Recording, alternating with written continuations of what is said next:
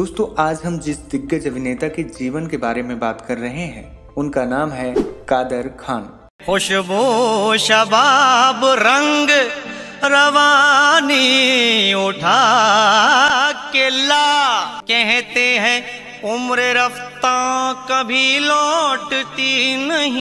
Hindi cinema की वो महान शख्सियत जो तकरीबन 55 सालों तक अपने हुनर से सिनेमा के शौकीनों का मनोरंजन करते रहे, जो महज एक अभिनेता ही नहीं थे बल्कि एक डायलॉग राइटर और स्क्रीन राइटर भी थे।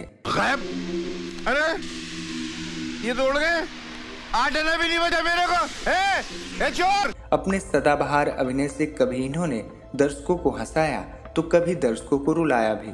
खलनायक के किरदार में भी इन्होंने बड़ा ही शानदार मुकाम हासिल किए। हिंदी फिल्म जगत का ऐसा कौन सा सितारा रहा होगा जो इनके दौर में रहा हो और जिसने इनके साथ काम न किया हो। कई कलाकार तो ऐसे थे जो इनके साथ काम करने के लिए तरसा करते थे। पैसे के लालच ने तेरे दिमाग के टायर को पंक्चर कर दिया है और अंदर से अकल की हवा निकाल दी है। अरे मूर्ख, क्या करेगा पैसा कब। 22 अक्टूबर 1937 अफगानिस्तान की राजधानी काबुल में कादर खान का जन्म हुआ। इनके पिता अब्दुल रहमान खान एक अफगानी पठान थे, वहीं इनकी माता इकबाल बेगम बलोचिस्तान के पिसीन इलाके की रहने वाली थी। अबे घुन की तरह गेहूं में पिसने वाले गधे, इस 20 रुपए में तेरे को 5 किलो आटा चाहिए। अबे आटे का फोटो नहीं मिलेगा, चला दूसरा। कादर खान जब छोटे थे तो इनके माता पिता काम के तलाश में मुंबई आकर बस गए। कादर खान का बचपन बहुत गरीबी में बीता था। गरीबी इस कदर थी कि उसके चलते इनके माता पिता में अक्सर झगड़ा होता था और आखिरकार इनके माता पिता तलाक लेकर अलग हो गए। कादर खान और इनके बाकी भाई अपनी माँ के साथ ही रह रहे थे। इनकी माँ दूसरों के घरों में काम करके किसी तरह अपने बच्चों का पालन पोषण करती थी। इसी बीच कादर खान के नाना ने इनकी माँ पर दूसरी शादी करने का दबाव बनाया और आखिरकार इनकी माँ को दूसरी शादी करनी पड़ी। लेकिन अपने सौतेले पिता के साथ कादर खान के संबंध कभी भी अच्छे नहीं रहे। वहीं इनकी माँ अभी भी अपने बच्चों को पालने के लिए जी तोड़ मेहनत कर रही थी। माँ को इस तरह दिन रात मेहनत करते देख कादर खान को बड़ा दुख होता था। एक बार तो इन्होंने फैसला कर लिया कि पढ़ाई छोड़कर अपने साथ के दूसरे बच्चों संग ये भी किसी फैक्ट्री में काम किया करेंगे। कम से कम इससे घर की गरीबी तो दूर होगी। किसी तरह इस बात की खबर इनकी माँ तक पहुंची और तब कादर खान की माँ ने इन्हें समझाया कि तेरे 2-3 रुपए कमाने से मेरे घर की गरीबी दूर नहीं होगी, इसलिए तू सिर्फ और सिर्फ पढ़ाई कर। क्या पता तेरी पढ़ाई से ही हम सब का भला हो जाए। माँ की ये बात कादर खान के जेहान में इस कदर बैठ गई कि फिर तो उन्होंने कभी भी पीछे मुड़कर नहीं देखा और खूब मन लगाकर पढ़ाई की। कादर खान ने इस्माइल यूसुफ कॉलेज से ग्रेजुएशन किए और फिर इसके बाद इन्होंने सिविल इंजीनियरिंग भी की। इन्हीं दिनों में अपने कॉलेज में होने वाले नाटकों में भी हिस्सा लेना शुरू कर दिए और इनके अभिनय को लोगों ने खूब पसंद भी किया। इंजीनियरिंग पूरी करने के बाद कादर खान मुंबई में मौजूद M.H. सब्बू कॉलेज में 1970 से 1975 तक बतौर सिविल इंजीनियर प्रोफेसर काम भी किए। लेकिन नाटकों में काम करना कादर खान ने यहाँ भी जारी रखा। कादर खान अपने नाटकों को खुद ही लिखा करते थे और खुद भी इन नाटकों को डायरेक्ट भी किया करते थे। इतना ही नहीं, अपने लिखे नाटकों में ये अभिनय भी किया करते थे। इसी दौरान अपने कॉलेज के एनुअल डे में इन्होंने जो नाटक किए, ये नाटक बेहद मशहूर हुआ। उस नाटक को हर कैटेगरी के अवार्ड मिल गए। वो नाटक इतना चर्चित हुआ कि दिलीप कुमार साहब ने वो नाटक देखने की ख्वाहिश जताई।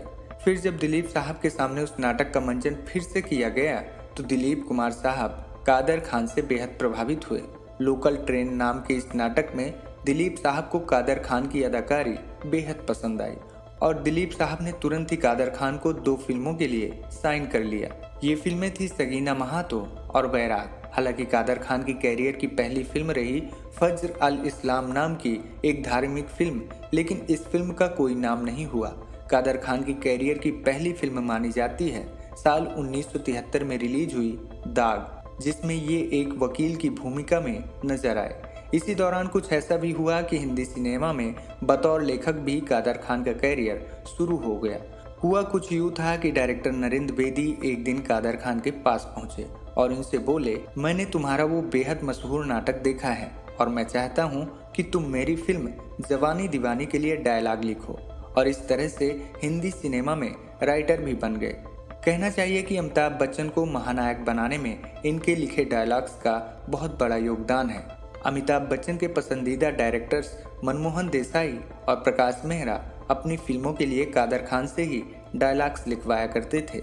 अमिताभ बच्चन की कई फिल्मों के डायलॉग्स इन्होंने लिखे।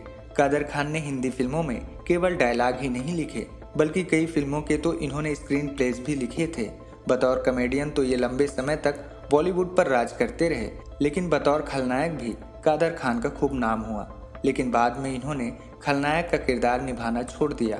खलनायक का किरदार इन्होंने निभाना क्यों बंद कर दिया, इसकी कहानी भी बड़ी दिलचस्प है। हुआ कुछ यूं था कि कादर खान ने एक दिन देखा कि उनके बेटे सरफराज के सिर पर चोट लगी थी।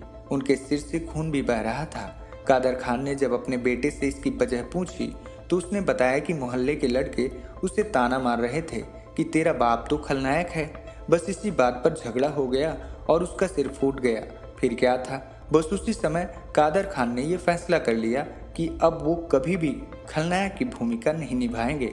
गोविंदा और कादर खान की कॉमिक केमिस्ट्री को भला कौन भूल सकता है। इस जोड़ी ने दर्शकों को कई फिल्मों में हंसाया। वहीं शक्ति कपूर और आसरानी संग भी इन्होंने बड़ी मजेदार कॉमेडी की। अपने फिल्मी सफर में कादर खान ने 300 से भी ज्यादा फिल्मों में काम किए। बात अगर कादर खान के निजी जीवन के बारे में करें तो इनके 3 बेटे हैं, सरफराज खान, शहनवाज खान और कुद्दूस खान। इनके बड़े बेटे कुद्दूस खान कनाडा में रहते हैं और इन्हें वहीं की नागरिकता प्राप्त है। कहा जाता है कि अपने जीवन के आखिरी सालों में कादर खान ने भी कनाडा की नागरिकता ले ली थी, लेकिन इस बात की कभी भी कोई पुष्टि नहीं हो सकी। कादर खान को मिले अवार्ड की बात करें तो इन्हें 1982 में रिलीज हुई फिल्म मेरी आवाज़ सुनो के लिए इन्हें Filmfare best dialogue award मिला। साथ ही 1991 में इन्हें बाप नंबरी बेटा 10 नंबरी नाम की फिल्म के लिए फिल्म फेयर बेस्ट कॉमेडियन का अवार्ड मिला। वहीं साल 1993 में फिल्म अंगार के लिए इन्हें बेस्ट डायलॉग का अवार्ड मिला और कई दफ़ा इन्हें नॉमिनेशन भी मिला। साल 2013 में कादर खान को हिंदी सिनेमा के इनके योगदान के लिए साहित्य शिरोमणि पुरस्कार से भी सम्मानित किया गया था। 26 जनवरी 2019 को भारत सरकार ने कादर खान को मरणोपरांत पद्मश्री सम्मान से नवाजा था। अपने जीवन के आखिरी दिनों में कादर खान काफी बीमार रहने लगे थे। सुप्रान्यूक्लियर नाम की एक गंभीर दिमागी बीमारी का शिकार हो गए थे। अपने बड़े बेटे कुद्दूस के साथ कनाडा में रहकर ही ये अपना इलाज करा रहे थे। वहीं पर 31 दिसंबर 2018 को 81 साल की उम्र में कादर खान ने अपनी आखिरी सांस ली। इनके अंतिम समय में इनका परिवार कनाडा में ही मौजूद था। 5 दशकों तक सिने प्रेमियों को हंसाने वाले कादर खान का इस तरह से जाना हर किसी का दिल दुखा गया। देश ही नहीं दुनिया भर के हिंदी सिनेमा के शौकीनों को कादर खान की मौत का अफसोस रहा। लेकिन कादर खान एक दिलअजीज और सदाबहार अभिनेता थे और उनके अभिनय की खुशबू हमेशा ही इन फिजाओं में महकती रहेगी। तो दोस्तों, ये थी हिंदी सिनेमा के शानदार अभिनेता कादर खान के जीवन का सफरनामा। मिलते हैं फिर एक शानदार कलाकार की कहानी के साथ। धन्यवाद।